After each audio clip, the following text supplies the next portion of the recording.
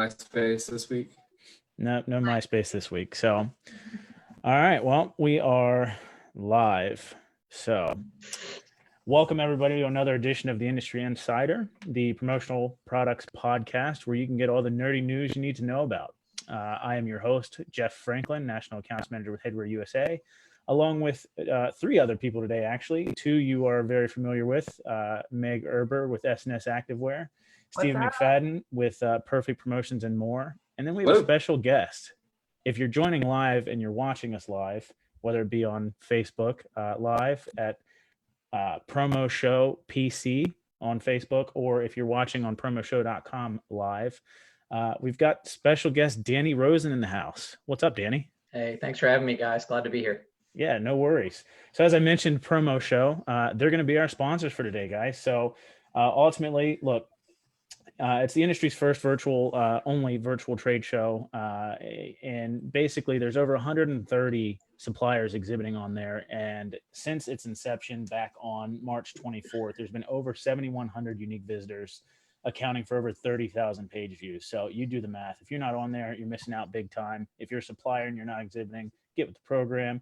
If you're a distributor and you haven't gone in there to sort of chat with your favorite promotional product suppliers, I highly recommend that you do it. It's where you're going to get all of the beautiful information, all the news and updates on new products and everything like that. And hey, look, we're living in a very fluid marketplace right now, so it's probably a pretty good idea to figure out what's out there. That being said, welcome everybody. Thank you for being here. And how is everybody? We'll start with Meg. What's new? Oh, I wasn't ready, even though I've been sitting here. No, everything's really good. Things have kind of like evened themselves out. Been booking some fun guests for the next couple of weeks. We have Danny here, which I'm so excited. When we were putting this spreadsheet together, Jeff had suggested Danny, and I was like, yes. I like highlighted it in green. I'm like, perfect. I'm super sweet. Yeah, so I'll let everyone else talk, but I'm like really excited to hear what you've been up to. Yeah, Danny is our first official special guest of the podcast. Feeling very excited and maybe slightly concerned.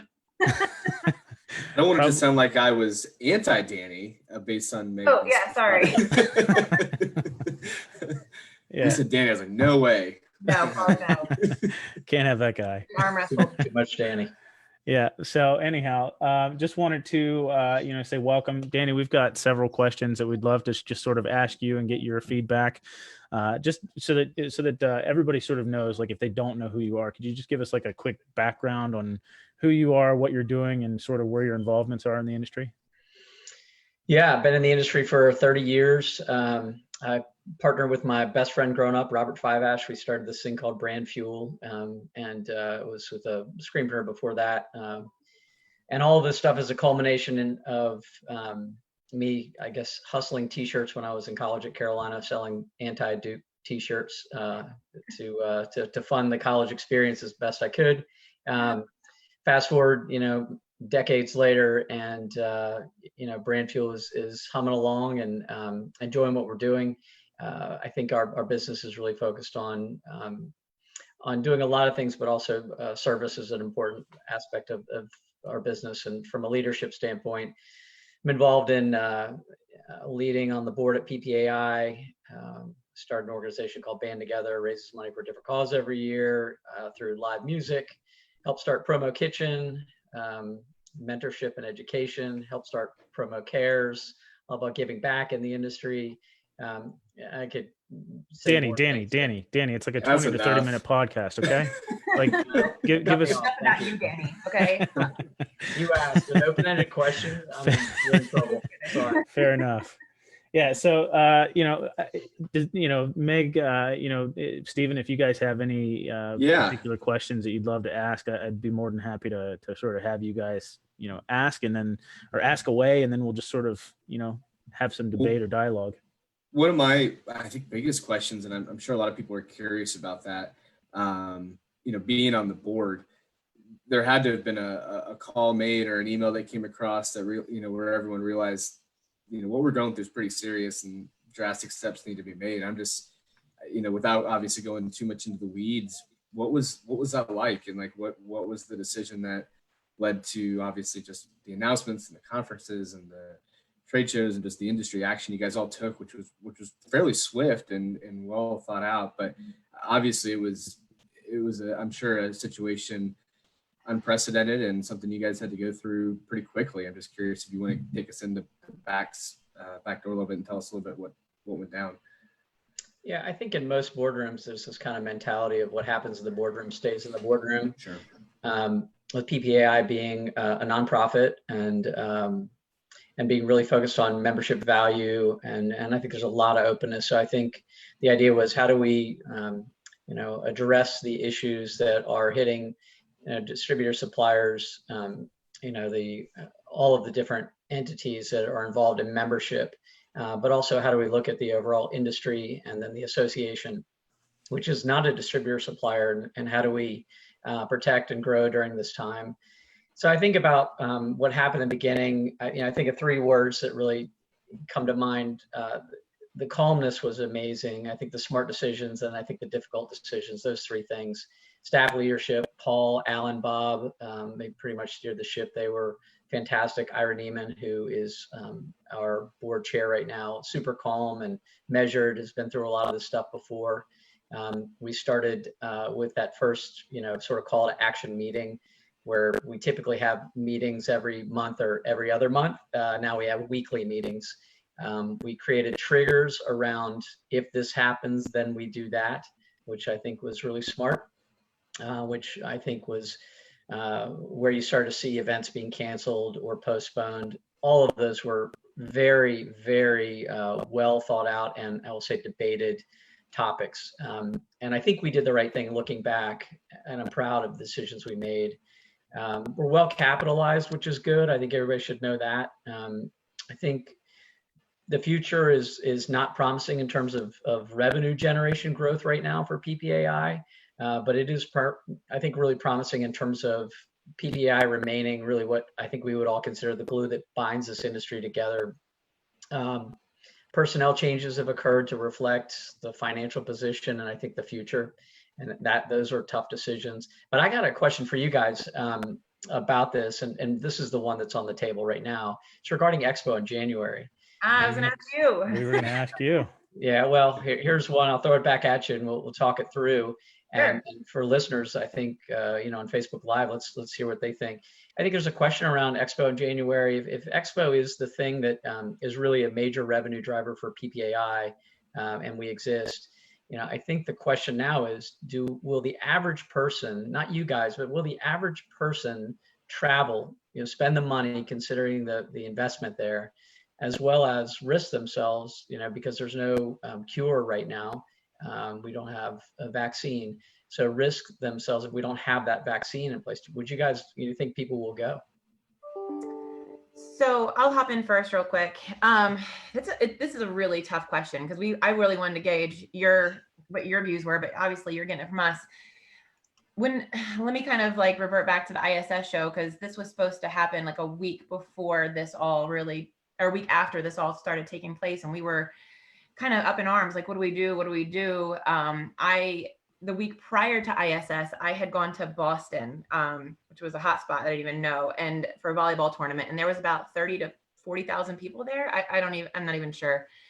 It was so well handled as far as the amount of like hand sanitizer, they were manning every railing, every escalator with a constant stream of disinfectant. There was a hand sanitizer station at every volleyball court, every door entry, every bathroom.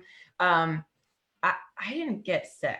I don't know if anyone even got sick. So it was handled very well prior to there being this huge quarantine.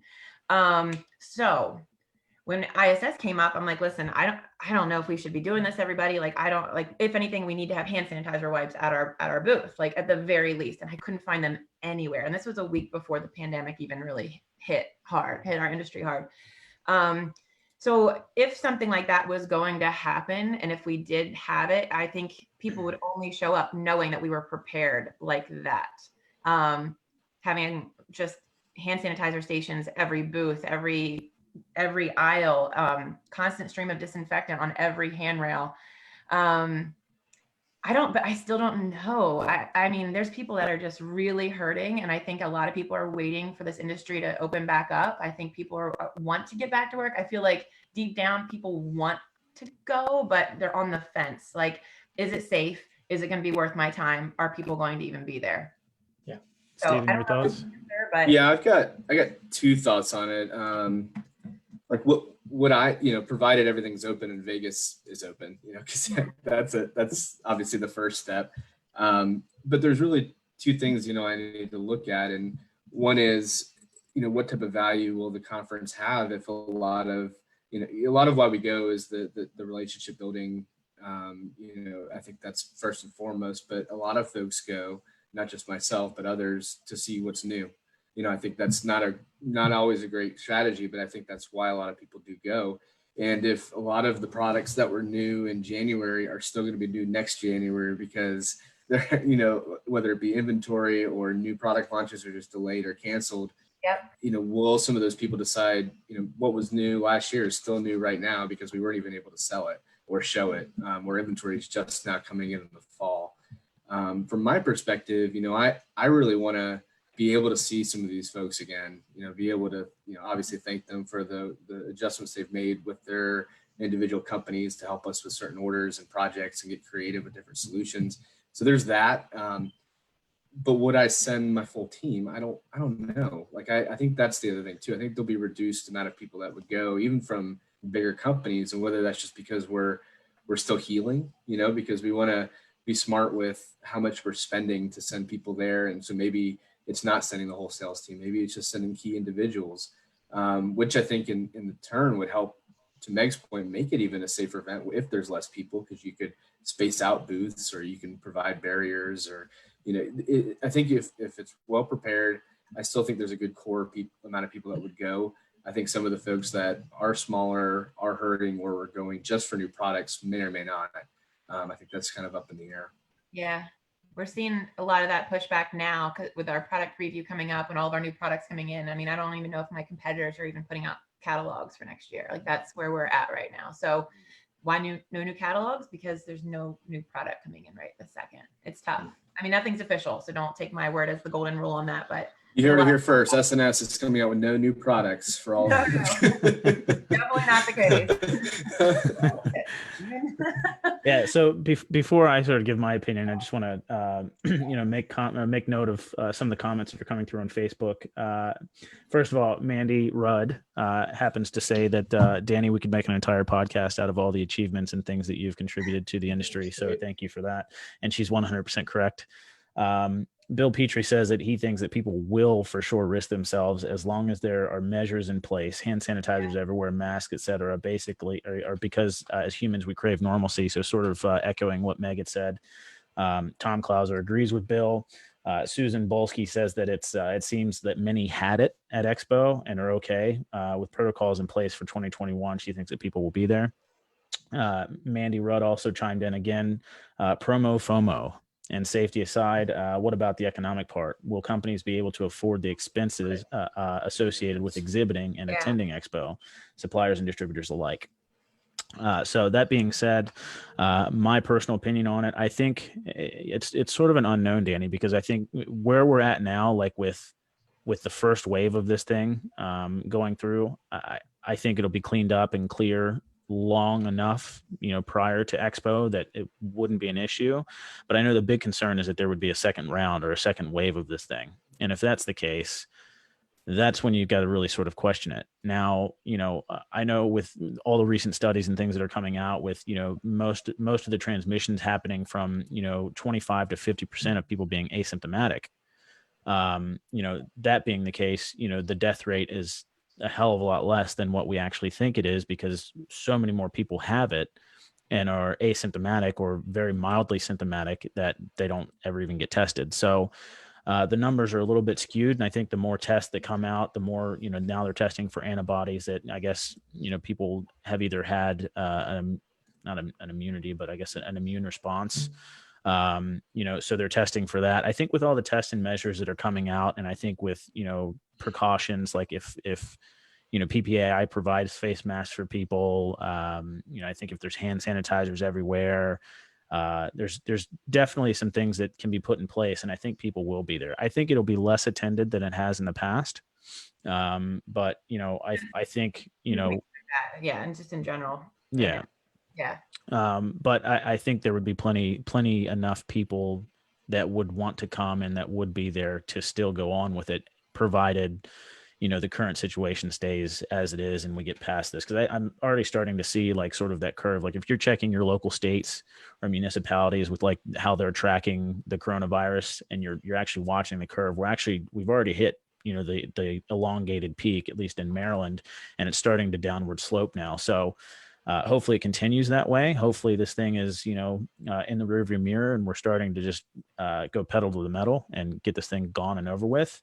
Yeah. But again, there's that possibility of a resurgence, as a second wave, as the Southern Hemisphere is sort of entering winter.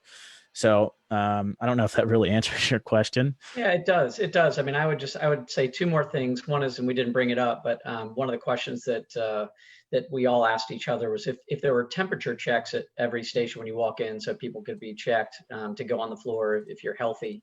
That would be one more precaution that we're looking at. So there's all kinds of things like that. And so, safer for when I go home to my family, I'm all about it. And I think anything you do extra will encourage people to show up 100%. Yeah, I think so too. And I think these are the things we're wrestling with. Obviously, we're all over the board here, and on the Facebook responses are helpful. Keep them coming. You've got suggestions, let us know, see what's going on in other industries and associations. We're keeping an eye on that.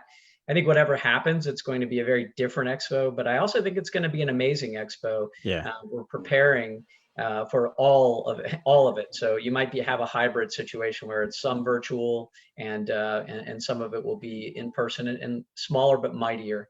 And then one more point, Maggie mentioned, that a lot of suppliers probably aren't able to invest in new product right now.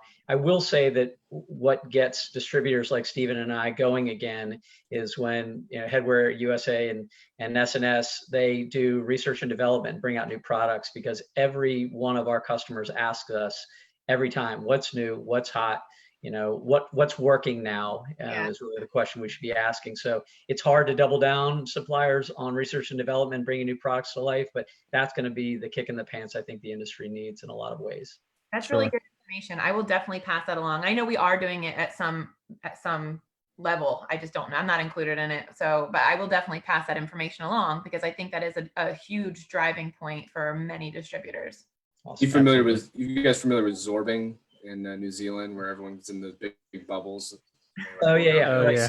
I think we should do that, like a Zorb conference. Hey, Danny, there's an idea for what do you got? What does PPI call it when they send out the text message to people? Like, instead of doing like the dog, the petting, the petting zoo, whatever, or goat yoga or whatever, you do exactly what Steven just said. Hey, come on, bubble boys, let's go. And you just set up like a ring with those things. Just let people go at it. Bubble races on aisle like 1300 at 1 o'clock. Or there's a virus outbreak on aisle 42 or 80. Yeah. Evacuate. Yeah. Oh my God. Like a supermarket deal. That'd be fun. So just wanted to also chime in. Jay Chaplin chimed in and has a little bit of a different take on it. He says that he thinks that everybody's smart enough to be safe at the shows. The travel is where I see more of an issue. He'll drive to Expo East, but since he can drive, but flying in a hotel in Las Vegas is not happening. Don't go to Expo East because we canceled it. Yeah, don't go. Yeah, I wouldn't. Yeah, don't do that. It's really spaced out though. From what I think he's just saying no one there. Locale wise, like if that were still going, like that would be something that would be feasible. But to go completely across the country, because Jay is in Maryland, East Coast. So, not to digress. Did you see what they're looking at doing for some of the airline travel? Like with the partition systems and some of the shades, and it's pretty wild. They're looking into doing it's like partitions in between the seats, and possibly turning some seats and having like shields and stuff. And it's pretty wild. And something needs to happen, because those airplanes are just filthy. And my college age daughter was still in Florida up until last week. And she, at that point, she finally hit her like, okay, I'm ready to come home.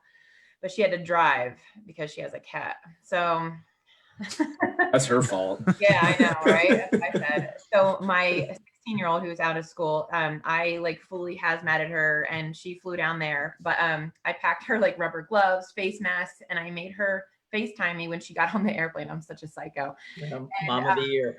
I made her show me that she was wiping down the seats, everything. And then I said, show me everybody on the plane next to you so I can be like, who you're dealing with. So, and then they got home, but everyone's fine now. And I'm just really glad to have everyone home. But I don't know if what they're doing. And I don't want any of my children. I was like sick to my stomach with fear. Like, what have I done? Did I make the right choice? But they're home, they're not sick. And I'm just glad that they're all under one house. So I've got 6 now. When you walk into an elevator in the near future, I think we will have branded, there'll be decals in there, stand here, face this way, stand here, face this way, stand here, face that way. Fewer people in elevators with decals that you stand on. And there's all kinds of new, inventive things that are coming out of this for our industry, which I think is exciting and interesting there too. Yeah. Hey, Jeff, I don't want to run out of time without asking. I'd love to hear some of the, some of the good stuff that you have seen in and around the industry, Danny. I know obviously with involvement with Band Together, and there's all sorts of stuff you guys are with CARES Act, or excuse me, not CARES Act, that would be different, promo cares. I got COVID on the brain, sorry about that. Yeah. So anything you want to share about some good stuff you've seen out there? Because obviously there's probably a lot of. Yeah, there's a lot. PPAI and ASI they do a really good job of covering the good that's happening in the industry. So follow those, what's going on there. I think Promo Corner does a fantastic job of telling stories too there. I just finished a Promo Kitchen podcast with Johanna Gottlieb from Axis. We actually invited someone, a third-party person outside of the industry to talk to us about parenting challenges. And this person was a certified family counselor. And that was an interesting discussion. Johanna has young kids. I've got 2 teenage girls, and the wheels have literally fallen off the bus in both of our homes. And we're like, we're not alone. We realize that, but how can we deliver education and stories from the COVID front lines that are maybe outside stories that relate to our industry. So you hear it first. And Promo Kitchen is doing a great job with education there. I think also we got a little bit of a challenge, and this is a good question for people who are listening. Promo Kitchen, we started this thing to focus on education and mentorship. So if you're looking to mentor or be mentored, contact promokitchen.org. But right now we have some capital reserves, and this is a time of need. And so I think as we navigate through what we should do with those funds, how do we help others, knowing that our mandates are education and mentorship. We've talked about, do we do a scholarship for people to take Seth Godin classes or other classes that are outside of the industry? Do we help people who have lost their jobs right now? How do we do that? Does that make sense? Is it off brand? But I think we're looking at ways to help there. And so let us know your thoughts. PPAI board, again, they're doing a great job. I think a high note is instantly, like Paul was great because we kicked this idea around offering free education, no charge to get certified right now. Take advantage of that. That's a revenue generator for PPAI that we said, no, we're not going to accept funds now. We're going to help the industry. I thought that was just beautiful. Yeah, that's awesome, actually. Yeah, so take advantage, or CAS, MAS, TAS. Promo Cares, gosh, we're broadcasting stories about the industry rising up to help healthcare workers all the time, the new products that are coming out, how we're making things in the US and using workforces that didn't have jobs before. There's so many great stories around how companies are taking care of employees. And I think that's connected to how we treat our staffs right now and always, but it's really going to matter when we reemerge. And I'm not just talking about layoffs. I mean, I think that some of those hard decisions are happening across the board, but really how you're taking care of your staff. So check out the Promo Cares podcast, Carrie Cowden and Roger Burnett. They're so uplifting. And you just realize that, you as an individual, or your business can be a force for good, even when the bottom line gets threatened. And if you have ideas, subject matter for us, promocares.org is where you go. And I think that just in closing, the good that's going on, I feel like this is a time for personal and business transformation. And I've said it before, you will either be a helper or a hoarder. And you have to choose a lane. And people are going to remember how you managed yourself and your business through all of this, and make the hard but most important, the right decisions for people. Take care of people during this time as best you can, even if you have to lay them off. There's still a way to do it with love and empathy, and I think that's important during this time, because a lot of people are struggling, but there's also a lot of silver linings.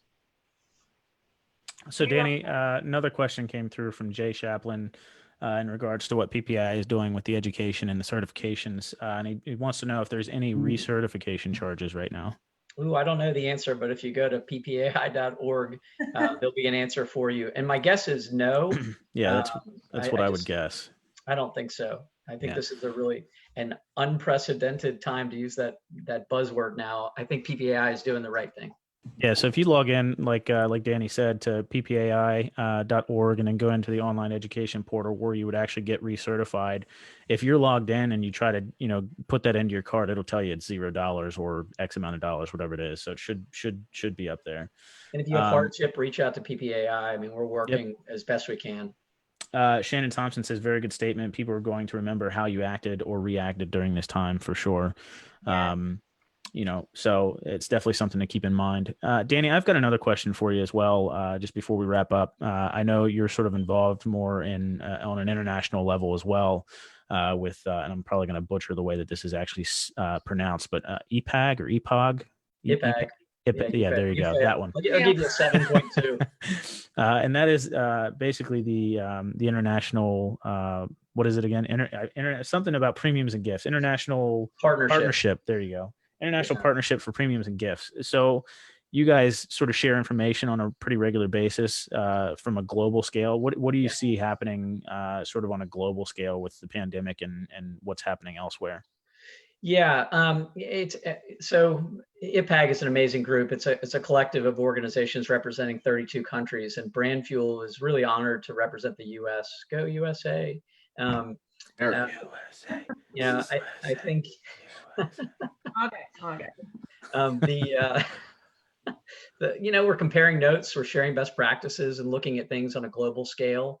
I will say, out of the gate, we started to hear stories that we were hearing in the U.S., several weeks before. So that allowed Brand Fuel a little bit to participate in some of these early discussions. We're starting to see some things open up in terms of business avenues, not just PPE, but I think there's some really great things that are happening. I think there's a lot of great discussion around, and this is an important point, discussion around trustworthy supply chains.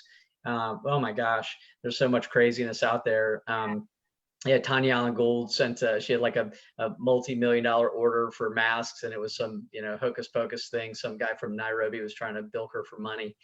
So beware of the scammers. Stay with your great suppliers, the Headwear USAs and the S&S Activewears. Stay with the suppliers that you know and trust and have a relationship with. Yes. So that IPAC's really focused on sustainability, and that's another point I think is a good one. I think sustainability is the new product safety. Where several years ago, we created a lot of focus around product safety. I think PPI did a good job leading there, and we've really evolved the industry to protect end users of the products that we sell in the marketplace. But I think sustainable products, things that don't end up in the landfill, or as Jamie Mayer says, brand fill, focus on sustainable products. Things will last and be able to be used properly. And then the only other thing I would say is this thing around IPAG, it brings up a thought. Reciprocity Road is another organization that we're a part of that we created to bring distributors together to leverage, sort of best-in-class supplier rebates. And those rebates go back to staff to support nonprofits like PPEF and Children's Miracle Network, and deliver value to suppliers that they don't normally get through rebate groups. But this idea that we're like sort of open sourced planning and sharing and this power of togetherness right now has been a super great theme for both organizations, IPAG and Reciprocity Road.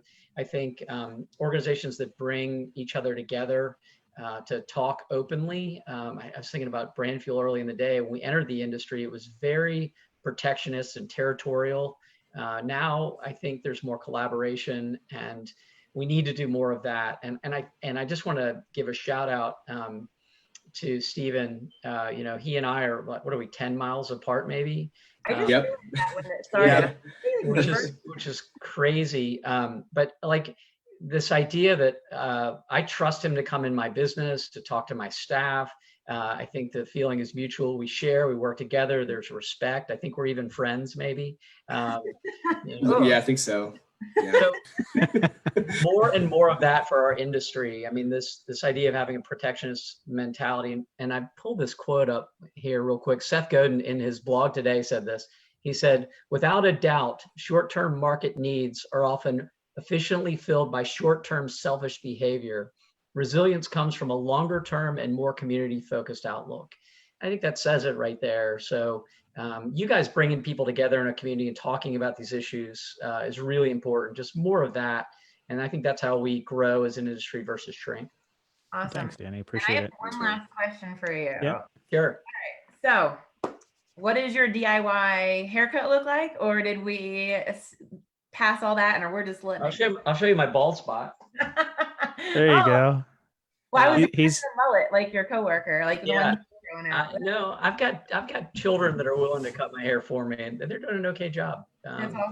That's good. I think I'm going to be still attempting bald. that this week, I think. Yeah. Listen, I actually volunteered my time and my money to fly down to Tennessee and give Bill Petrie a haircut, and he refused. Can you believe it?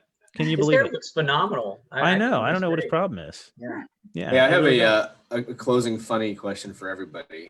Love it. When you're on a Zoom call, which percentage of time do you spend looking at your own picture as opposed to the person talking? I always pin my own profile. I mean, I'm beautiful. I tend to look at the person that's talking. Yeah. Sure. I think Danny, did you just smooch yourself? Is that what I just saw there? Nice. No tongues. Very good. Yes. Very good. I guess mine all depends on what screen it's on, and I'm trying to like look at you or them or whatever. So I got it on the right screen today, so I can look at myself and everybody. I guess I don't know. Mm-hmm. There you go. So just going back sort of real quickly, and then we'll end it. But Bill did chime in and say that crisis will always reveal character, and I know that's something he's been saying for the last couple of weeks for sure.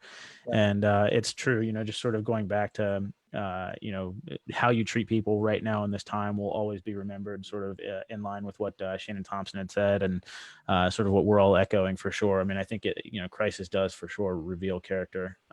So just treat your people right, be good, put more good out in the world, and pay it forward, that type of thing. Any closing remarks? I'm good. All right. No, silence is deafening. Yeah, no, I think people get bored hearing me, but just thank you for having me. I'd love to find having me. Go ahead. I was just saying thank you for having me. It's nice to be not only a guest, but the first guest. Yeah, we appreciate you taking the time to be here. I wish there was a platform to like a virtual trade show or something now. Do you know if there's anything out there? Well, there might be this thing called promotional.com. I don't know if Stephen, have you logged in there at all? It's this great. I have to check it out. Yeah. It's this great virtual only trade show website that you can go to, put on by Promo Corner, believe it or not. And that's actually where you can find us broadcasting live. If you're not viewing live and you're listening this on Monday, pre-recorded, put it on your calendar right now, because in 2 days, on Wednesday, since you're listening to this on Monday, come join us on Promo Show. Yeah, this is a future mind twist, mind bend. All right. Now listen, promoshow.com. It is a phenomenal online only virtual only trade show. 130 suppliers on there and growing. There's been over 71,000 unique viewers coming in, or unique users, and accounting for over 31,000 page views. So there's definitely a lot of traction going on there. Tune in. And with that being said, goodbye, guys. Thanks for tuning in. Thank you, guys. Take care. Yep. Thanks, Bye. Danny. Appreciate you. Bye. And